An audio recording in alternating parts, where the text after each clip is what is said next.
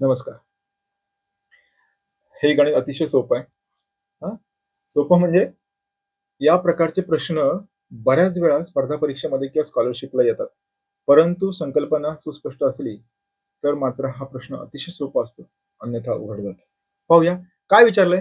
280 प्रश्नपत्रिकांच्या गठ्ठ्याची जाडी. 280 प्रश्नपत्रिकांच्या गठ्ठ्याची जाडी हं, किती आहे? 3.6 सेमी आहे. म्हणजे काय केलंय? 280 प्रश्नपत्रिका एकावर एक अशा ठेवलेल्या आहेत. हां, एकावर एक ठेवलेल्या आहेत अशा 280.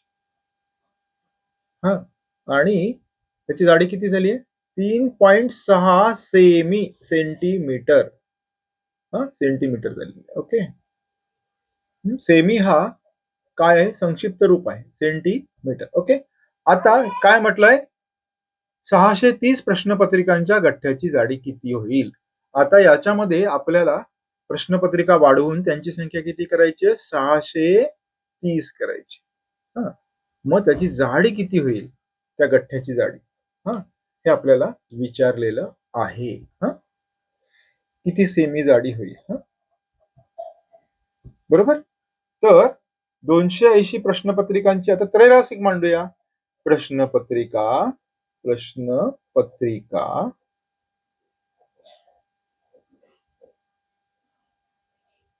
आणि म्हणजे हा प्रश्नपत्रिकांची संख्या आणि होणारी जाडी. म्हणजे त्या गठ्ठ्याची जाडी. कशाची जाडी काढतोय आपण? गठ्ठा. गठ्ठ्याची जाडी. आता 280 प्रश्नपत्रिकांच्या गठ्ठ्याची जाडी आहे 3.6. हा, मग 630 ची किती? 630 असतील तर किती? थेट त्रैरासिक मांडायचं. थेट. हा, थेट त्रैरासिक कसं मांडणार आपण? 630 गुणिले 3.6 भागिले 280. आपण इथे करून पाहूया का? लक्षात येईल. अतिशय सोपा प्रश्न आहे. करूया आपण.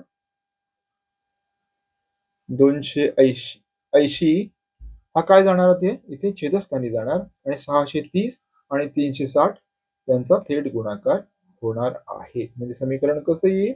समीकरण असं येईल 630 गुणिले 3.6 छेद 280. हे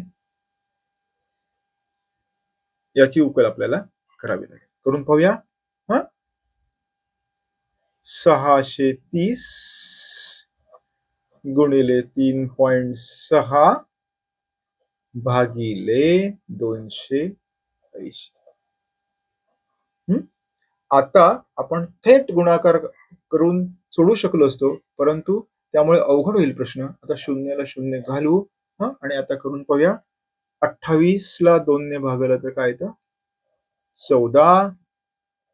63 ला 2 ने भागता येईल का आपल्याला? नाही. 36 ला भागलं तर काय येतं? 3.6 ला 1.8. म्हणजे वरती राहिला 1.8, इथे राहिले 63 आणि इथे राहिले 4. आता 7 ने भागू. 7 दून 14, 7 नवे 63. बरोबर? एवढं आलं लक्षात का? आता काय राहिलं? आता अशी राशी राहिलेली आहे 9 गुणिले 1.8 भागिले 2. तर 2 ने पण याला भागूया आपण. किती राहील? 18 भागिले 2 असं समजून केलं तरी सोपं होईल. बघा, 1 हा लहान आहे 2 पेक्षा, म्हणून काय येणार? 0. झाले 18. 9 दून 18. बरोबर ना? 2 नवे 18. 18 तून 18 गेले 0. समजलं का? पुन्हा सांगतो. 1.8 ला 2 ने थेट भाग जात नाही. त्यामुळे आपण काय लिहिलं? 0 लिहिलं. दशांश चिन्ह घेतलं. झाली संख्या 18. 2 नवे 18. म्हणजे किती आलं इथे? 0.9.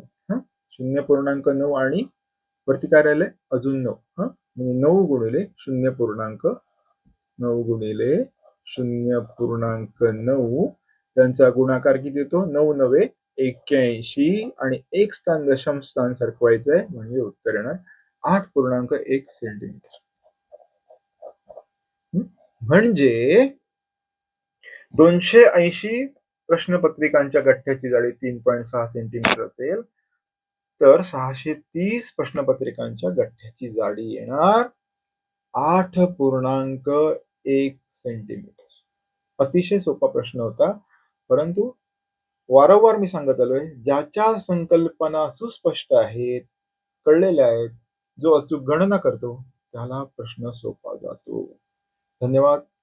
व्हिडिओ आवडला असल्यास लाईक करा, शेअर करा, सबस्क्राईब करा आणि @गुरुसर क्लास YouTube या चॅनलला सबस्क्राईब करायला विसरू नका. सर्वांना मनापासून शुभेच्छा.